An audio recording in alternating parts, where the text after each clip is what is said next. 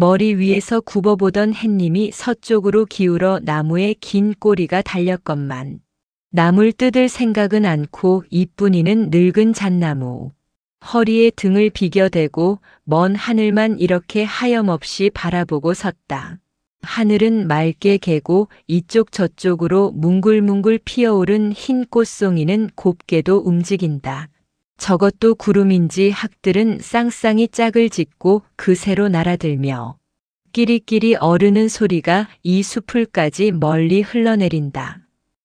갖가지 나무들은 사방에 잎이 우겁고 땡볕에 그 잎을 펴들고 너훌너훌 바람과 아울러 산골의 향기를 자랑한다.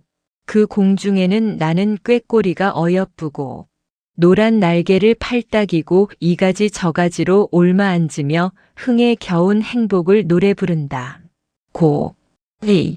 고이고 요렇게 아양스레 노래도 부르고 담배 먹고 꼴 비어 맞은 쪽 저 바위 밑은 필시 호랑님의 드나드는 구리리라. 음침한 그 위에는 가시덤불 달의 넝쿨이 어지러이 엉클리어 지붕이 되어 있고 이것도 돌이랄지 연록색 털복숭이는 올망졸망 놓였고 그리고 오늘도 어김없이 뻐꾸기는 날아와 그 잔등에 다리를 머무르며 뻐꾹 뻐뻐꾹 어느덧 이쁜이는 눈시울에 구슬방울이 맺히기 시작한다. 그리고 나물 바구니가 툭 하고 땅에 떨어지자 두 손에 펴든 치마폭으로 그새 얼굴을 폭 가리고는 이쁜이는 흐르흐르 마냥 느끼며 울고 섰다. 이제야 후회나노니 도련님 공부하러 서울로 떠나실 때 저도 간다고 왜 좀 더 붙들고 늘어지지 못했던가 생각하면 할수록 가슴만 미어질 노릇이다. 그러나 마님의 눈을 기어 자그만 보따리를 옆에 끼고 산속으로 20리나 넘어 따라갔던 이쁜이가 아니었던가. 과연 이쁜이는 산등을 질러갔고 으슥한 고갯마루에서 기다리고 섰다가 넘어오시는 도련님의 손목을 꼭 붙잡고 난 안 데려가지요. 하고 애원 못한 것도 아니니 공연스레 눈물부터 앞을 가렸고 도련님이 놀라며 너 왜 오니? 여름에 꼭 온다니까 어여 들어가라. 하고 역정을 내심에는 고만 두려웠으나 그래도 날 데려가라고 그 몸에 메어 달리니 도련님은 얼마를 벙벙이 그냥 섰다가 울지 마라 이쁘나 그럼 내 서울 가 자리나 잡거든 널 데려가마. 하고 등을 두드리며 달래일 제만일 이 말에 이쁜이가 솔깃하여 꼭 곧이 듣지만 않았던데 도련님의 그 손을 안타까이 놓지는 않았던 걸. 정말 꼭 데려가지요? 그럼 한 달 후에면 꼭 데려가마. 난 그럼 기다릴 테야요. 그리고 아침 햇발에 비끼는 도련님의 옷자락이 산등으로 꼬불꼬불 저 멀리 사라지고 아주 보이지 않을 때까지 이쁜이는 남이 볼까 하여 피어 흩어진 개나리 속에 몸을 숨기고 치마끈을 입에 물고는 눈물로 배웅하였던 것이 아니런가. 이렇게도 철석같이 다짐을 두고 가시더니 그 한 달이란 대체 얼마나 되는 겐지. 몇 한 달이 거듭 지나고 돌도 넘었으련만 도련님은 이렇다 소식 하나 전할 줄조차 모르신다. 실토로 터놓고 말하자면 늙은 이 잣나무 아래에서 도련님과 맨 처음 눈이 맞을 제 이쁜이가 먼저 그러자고 한 것도 아니련만 이쁜 어머니가 마님 댁 시종이고 보면 그 딸 이쁜이는 잘 따져야 시의 시종이니 하잘것없는 계집애이거네. 이쁜이는 제 몸이 이럼을 알고 시내에서 홀로 빨래를 할 제이면 도련님이 가끔 덤벼들어 이게 장난이겠지 품에 꼭 껴안고 뺨을 깨물어 뜯는 그 꼴이 숭글숭글하고 밉지는 않았으나 그러나 이쁜이는 감히 그런 생각을 먹어본 적이 없었다. 그날도 마님이 구미가 제치셨다고 얘 이쁘나 나물 좀 뜯어온 하실 때 이쁜이는 퍼그나 반가웠고 아침밥도 몇 술로 건날리고 보고니를 동무 삼아 집을 나섰으니 나이 아직 16이라 마님에게 귀염을 받는 것이 다만 좋았고 칠칠한 나무를 뜯어들이고자 한사코 이 험한 산속으로 기어올랐다.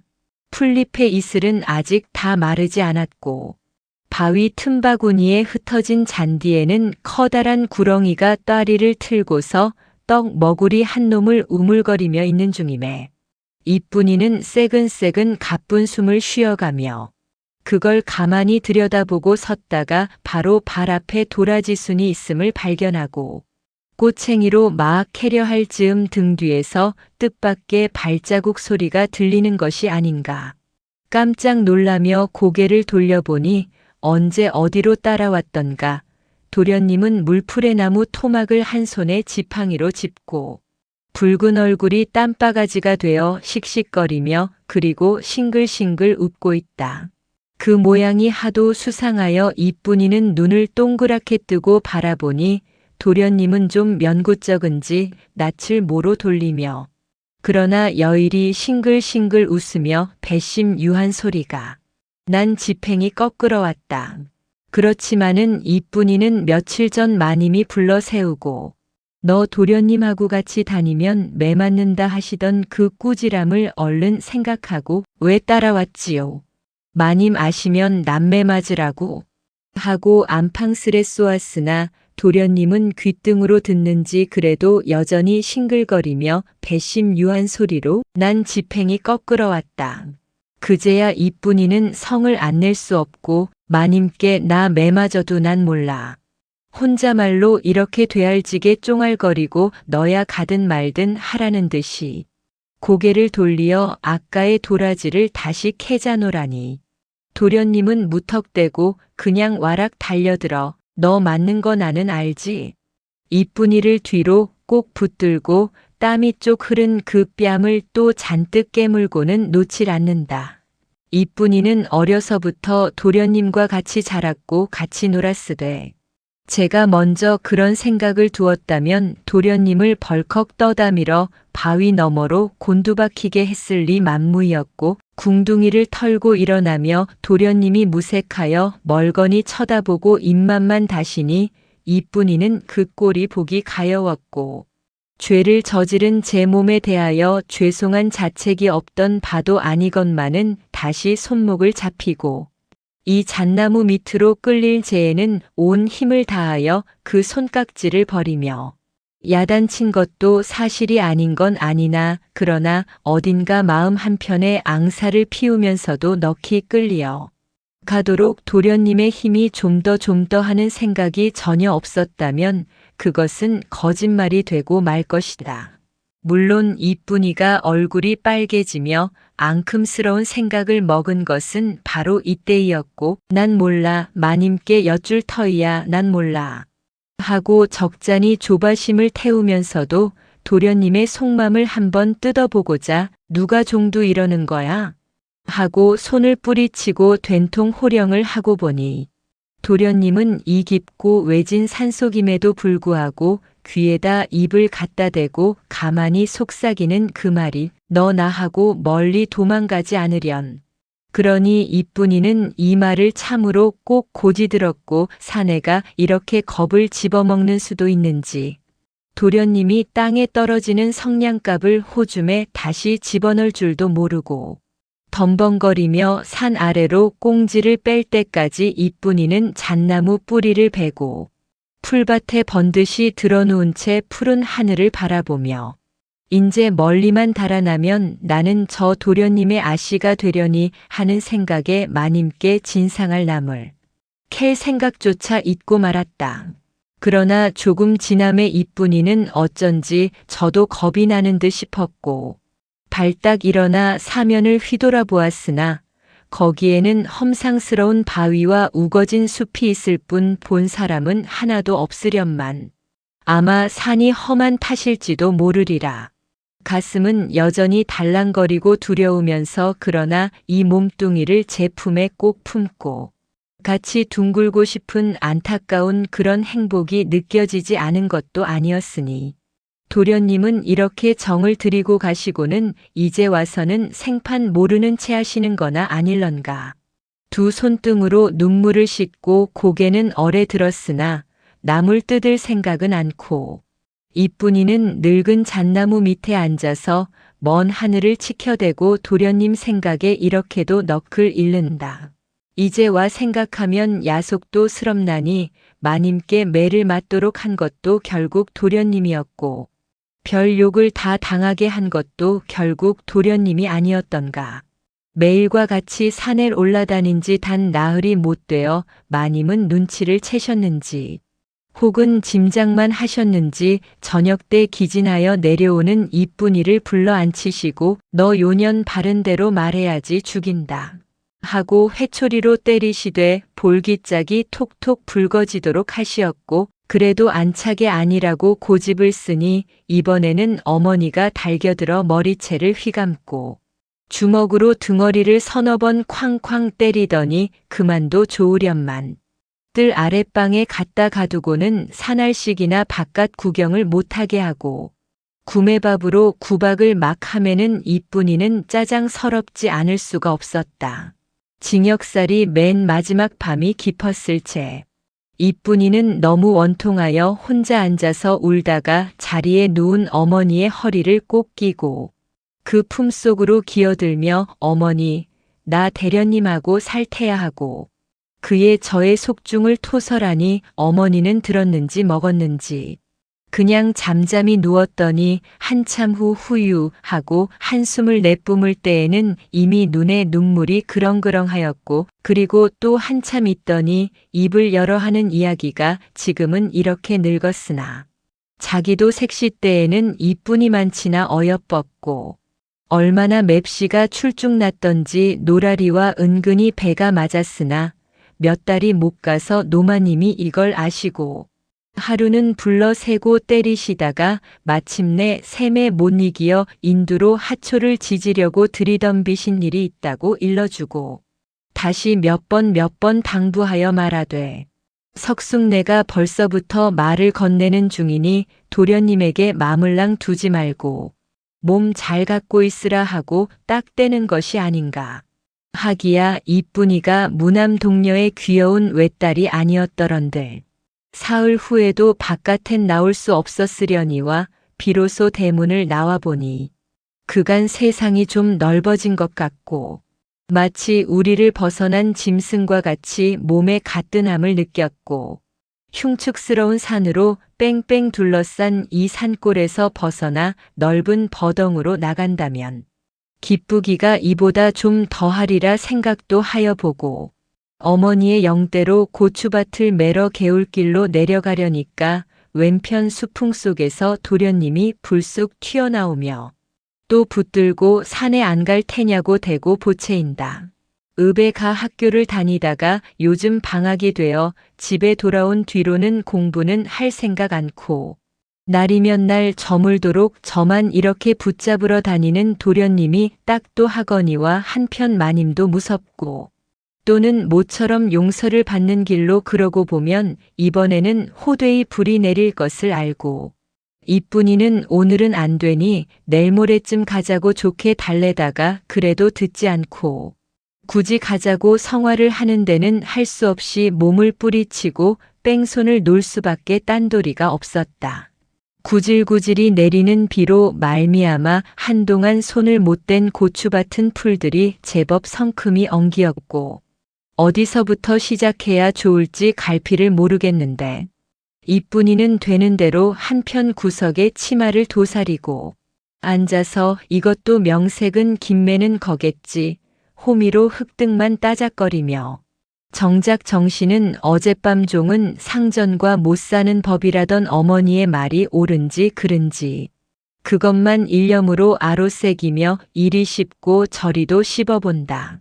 그러나 이쁜이는 아무렇게도 나는 도련님과 꼭 살아보겠다 혼자 맹세하고 제가 아씨가 되면 어머니는 일테면 마님이 되련마는 왜 그리 극성인가 싶어서 좀 야속하였고 해가 한나절이 되어 목덜미를 확확 달릴 때까지 이리저리 곰곰 생각하다가 고개를 들어봄에 밭은 여태 한 고랑도 다 끝이 못 났으니 이놈의 밭이 하고 탓 안 할 탓을 하며 저절로 하품이 나올 만치 어지간히 기가 막혔다.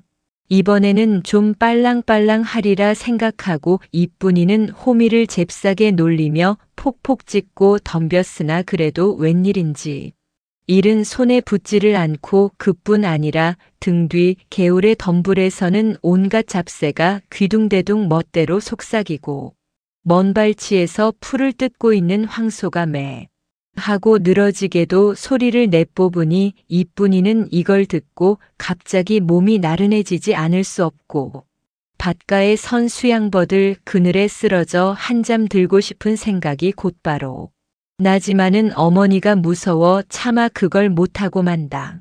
인제는 계집애는 밭일을 안 하도록 법이 됐으면 좋겠다 생각하고 이쁜이는 우라증이 나서 호미를 메꽂고 얼굴에 땀을 씻으며 앉았노라니까 들로 보리를 거들어 가는 길인지 석숭이가 빈 지게를 지고 꺼불꺼불 밭머리에 와 서더니 아주 썩 시퉁그러지게 입을 삐죽거리며 이쁜이를 건너대고 하는 소리가 너 대련님하고 그랬대지. 새파랗게 간 빗으로 가슴을 쭉 내리긋는데도 아마 이토록은 제겹지 않으리라마는 이쁜이는 어서 들었느냐고 따져볼 겨를도 없이 얼굴이 그만 홍당무가 되었고 그놈의 소위로 생각하면 대뜸 들어덤벼 그 귓배기라도 물고 늘어질 생각이 곧 간절은 하나 한 죄는 있고 어째 볼 용기가 없음에 다만 고개를 푹 수그릴 뿐이다. 그러니까 석숭이는 제가 괜듯 싶어서 이쁜이를 짜장 넘보고 제법 밭 가운데까지 들어와 떡 버티고 서서는 또 한 번 시큰둥하게 그리고 엿먹는 소리로 너 대련님하고 그랬대지. 전일 같으면 제가 이쁜이에게 지게 막대기로 볼기 맞을 생각도 않고 감히 이따위 버르장머리는 하기커녕 즈 아버지 장사하는 원두막에서 몰래 참외를 따가지고 와서 얘 이쁜아 너 이거 먹어라 하다가 난 내가 주는 건 안 먹을 테야 하고 몇 번 내뱉음에도 굴치 않고 굳이 먹으라고 떠맡기므로 이쁜이가 마지못하는 체하고 받아들고는 물론 치마폭에 흙을 싹싹 문대고 나서 깨물고 앉았노라면 아무쪼록 이쁜이 맘에 잘 들도록 호미를 대신 손에 잡기가 무섭게 는실난실 김을 매주었고 그리고 가끔 이쁜이를 웃겨주기 위하여 그것도 재주라고 밭고랑에서 잘 봐야 곰 같은 몸뚱이로 이리 둥글고 저리 둥글고 하였다. 석숭 아버지는 이놈이 또 어디로 내뺐구나 하고 찾아다니다가 여길 와보니 매라는 제 밭은 안 매고 남계집의 밭에 들어와서 대체 온 이게 무슨 노름인지 이 꼴이고 봄에 기도 막힐 뿐더러 터지려는 웃음을 억지로 참고 노여운 낯을 지어가며 너 이놈아 내 밭은 안 매고 남의 밭에 들어와 그게 뭐냐 하고 꾸중을 하였지만은 석숭이가 깜짝 놀라서 돌아다보고 고만 멀수룩하여 궁둥이에 흙을 털고 일어서며 이쁜이 밭 좀 매주러 왔지 뭘 그래 하고 되레 퉁명스러이 뻗대매는 더 책하지 않고 망할 자식도 다 많어이 하고 돌아서 저리로 가며 보이지 않게 피익 웃고 마는 것인데 그러면 이쁜이는 저의 처지가 꽤 야릇하게 됨을 알고 저기까지 분명히 들리도록 너보고 누가 밥 매달랬어?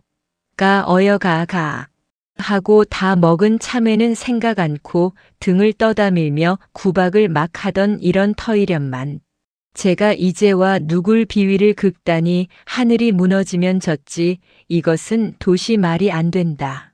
이쁜이는 남다른 부끄럼으로 온 전신이 확확 다는 듯 싶었으나 그러나 조금 뒤에는 무안을 당한 거기에 대가품이 없어서는 아니 되리라 생각하고 앙칼스러운 역심이 가슴을 콕 찌를 때에는 어깨뿐만 아니라 등허리 전체가 셀룩거리다가 새침이 발딱 일어나 사방을 훑어보더니 대낮이라 다들 일들 나가고 안마을에 사람이 없음을 알고 석숭이 소매자락을 넌지시 끌며 그 옆 숙성이 자란 수수밭 속으로 들어간다.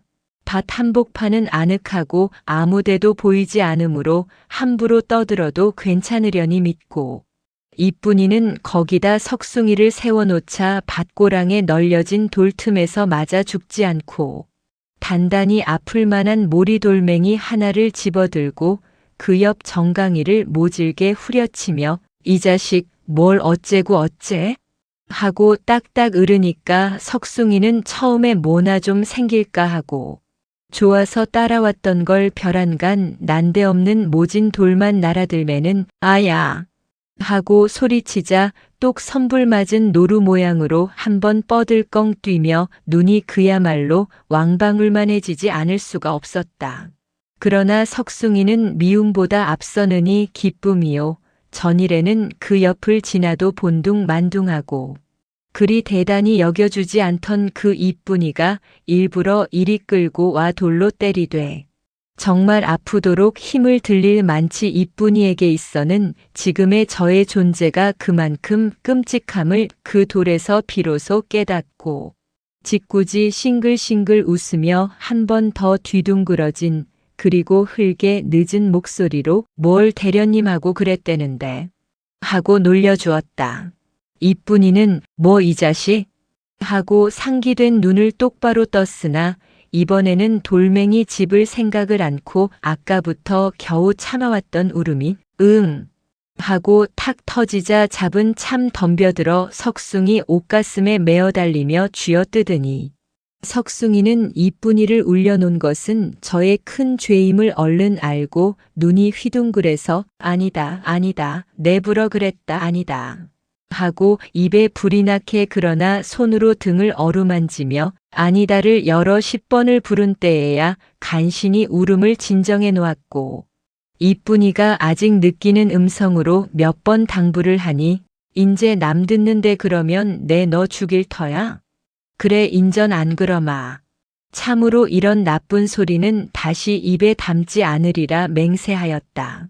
이쁜이도 그제야 마음을 놓고 흔적이 없도록 눈물을 닦으면서 다시 그래 봐라 내 죽인다. 또 한 번 다져놓고 고추밭으로 도로 나오려 할 제 석숭이가 와락 달려들어 그 허리를 잔뜩 껴안고 너 그럼 우리 집에서 나한테로 시집 오라니깐 왜 싫다고 그랬니? 하고 서로 좀 성가시게 굴었다 치더라도 만일 이쁜이가 이 행실을 도련님이 아신다면 단박에 정을 떼시려니 하는 염려만 없었더라면 그리 대수롭지 않은 것을 그토록 오지게 혼을 냈을 리 없었겠다고 생각하면 두고두고 입대껏 후회가 날이 많지. 그렇게 사내의 뺨을 우려친 것도 결국 도련님을 위하는 이쁜이의 깨끗한 정이 아니었던가. 가득히 품에 찬 서러움을 눈물로 가시고 나물 바구니를 손에 잡았으니 이쁜이는 다시 일어나 산중턱으로 거친 수풀 속을 기어내리며 도라지를 하나 둘 캐기 시작한다.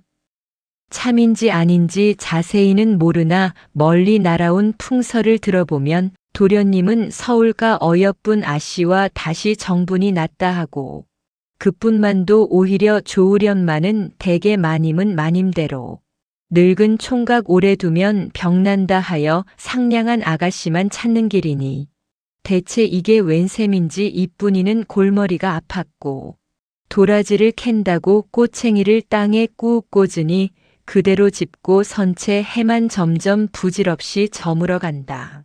맥을 잃고 다시 내려오다 이쁜이는 앞에 우뚝 솟은 바위를 품에 얼싸안고 그 앞을 굽어보니 험악한 석벽 틈에 맑은 물은 웅숭 깊이 충충 괴었고 설핏한 하늘의 붉은 노을 한쪽을 똑 떼들고 푸른 잎새로 전을 둘렀거늘 그 모양이 보기에 퍽도 아름답다.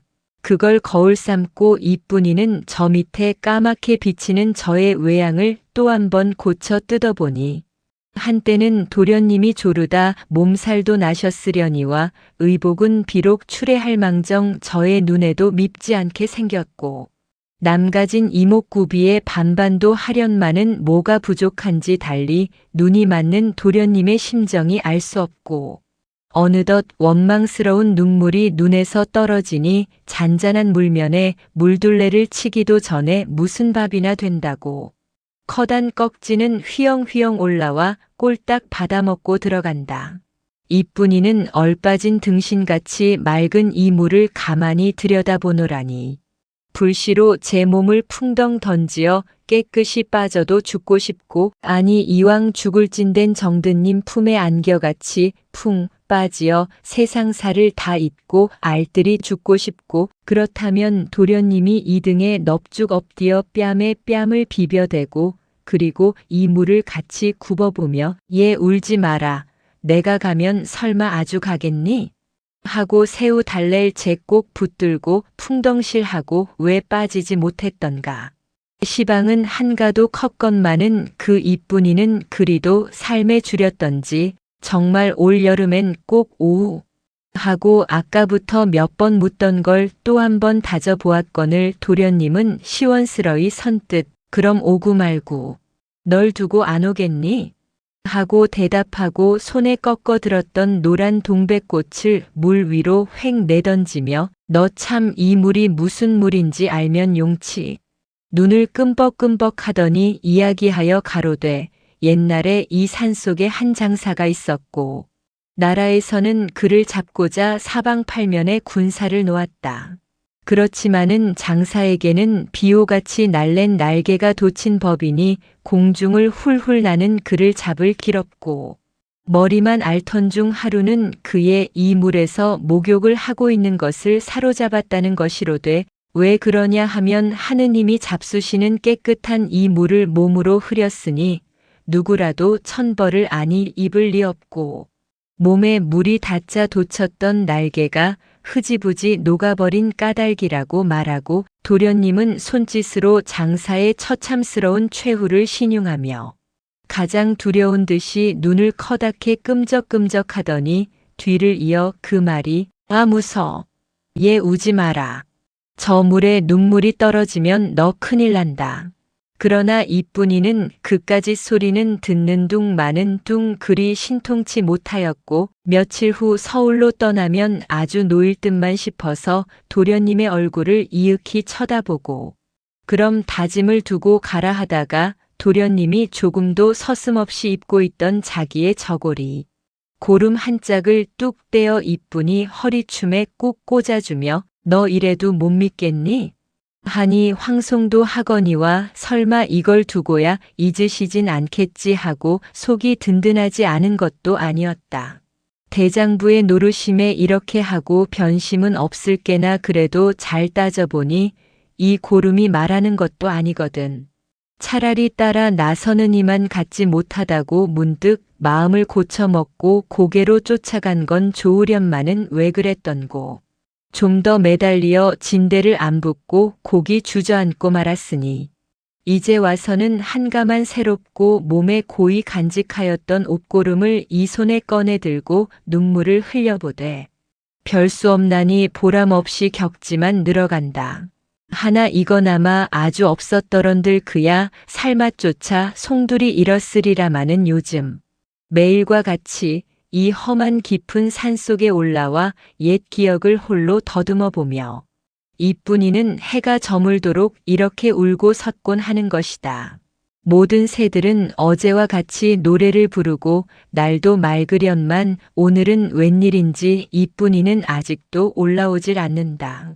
석숭이는 아버지가 읍의 장에 가서 3마리의 닭을 팔아 그걸로 소금을 사오라 하여 아침 일찍이 나온 것도 있고 이 산에 올라와 다리를 묶은 닭들은 한편에 내던지고 늙은 잣나무 그늘에 누워 눈이 빠지도록 기다렸으나 이쁜이가 좀채 나오지 않음에 웬일일까 고개 또 노하지나 않았나 하고 일저읍이 이렇게 애를 태운다. 올 가을이 얼른 되어 새 곡식을 거두면 이쁜이에게로 장가를 들게 되었으니 기쁨인들 이위 더할 때 있으랴마는 이번도 또 이쁜이가 밥도 안 먹고 죽는다고 야단을 친다면 헛일이 아닐까 하는 염려도 없지 않았거늘. 그렇게 쌀쌀하고 매일매일 하던 이쁜이의 태도가 요즘에 들어와서는 갑자기 다소곳하고 눈 한 번 흘길 줄도 모르니 이건 참으로 춤을 추어도 다 못 출 것이다. 뿐만 아니라 이슬비가 내리던 날 마님댁 울 뒤에서 이쁜이는 옥수수를 따고 섰고 제가 그 옆을 지날 제 은근히 손짓을 함으로 가까이 다가서니 귀에다 나직이 속삭이는 소리가 너 편지 하나 써주련? 그래 써주마 내 잘 쓴다. 석숭이는 너무 반가워서 허둥거리며 묻지 않는 소리까지 하다가 또 그 말에 내 너 하라는 대로 다 할게니 도련님에게 편지를 쓰되 이쁜이는 여태 기다립니다 하고 그리고 이런 소리는 아예 입 밖에 내지 말라 하므로 그런 편지면 1년 내내 두고 썼으면 좋겠다 속으로 생각하고 채 틀 못 박힌 연필 글씨로 5줄을 그리기에 꼬박이 이틀 밤을 새고 나서 약속대로 산으로 이쁜이를 만나러 올라올 때에는 어쩐지 가슴이 두근두근 하는 것이 바로 아내를 만나러 오는 남편의 그 기쁨이 또렷이 나타나는 것이다. 이쁜이가 얼른 올라와야 뭐가 제일 좋으냐 물어보고 이 닭들을 팔아 선물을 사다 주련만 오진 않고 석숭이는 암만 생각해야 영문을 모르겠으니 아마 요전번 이 편지 써왔으니깐 너 나고 꼭 살아야 한다 하고 크게 얽는 것이 좀 잘못이라 하더라도 이쁜이가 고개를 푹 숙이고 있다가 그래 하고 눈에 눈물을 보이며 그 편지 읽어봐 하고 부드럽게 말한 걸 보면 그리 노한 것은 아니니 석숭이는 기뻐서 그 앞에 떡 버티고 제가 썼으나 제가 못 읽는 그 편지를 떠듬떠듬 대련님 전상살이 가신 지가 오래됐는디 왜 안 오고 1년 반이 됐는디 왜 안 오고 하니깐 이쁜이는 밤마도 눈물로 새우며 이쁜이는 그럼 죽을 테니까 나를 듯이 얼찐 와서 이렇게 땀을 내며 읽었으나 이쁜이는 다 읽은 뒤 그걸 받아서 피봉에 도로 넣고 그리고 나물 보구니 속에 감추고는 그대로 덤덤히 산을 내려온다.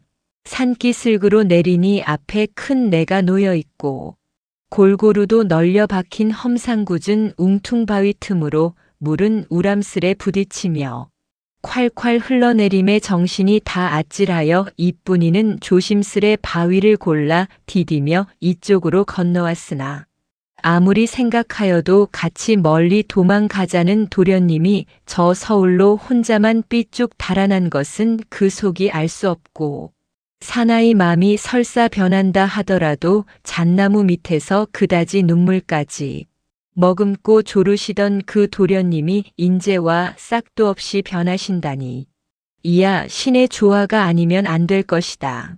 이쁜이는 산처럼 잎이 퍼들어진 호양나무 밑에 와 발을 멈추며 한 손으로 보구니의 편지를 꺼내어 행주치마 속에 감추어 들고 석숭이가 쓴 편지도 잘 찾아갈는지 미심도 하거니와 또한 도련님 앞으로 잘 간다 하면 이걸 보고 도련님이 끔뻑하여 뛰어올 겐지 아닌지 그것조차 장담 못할 일이건만은 아니 오신다 이 옷고름을 두고 가시던 도련님이거늘 설마 이 편지에도 안 오실 리 없으리라고 혼자 서서 우기며 해가 기우는 먼 고개치를 바라보며 체부 오기를 기다린다.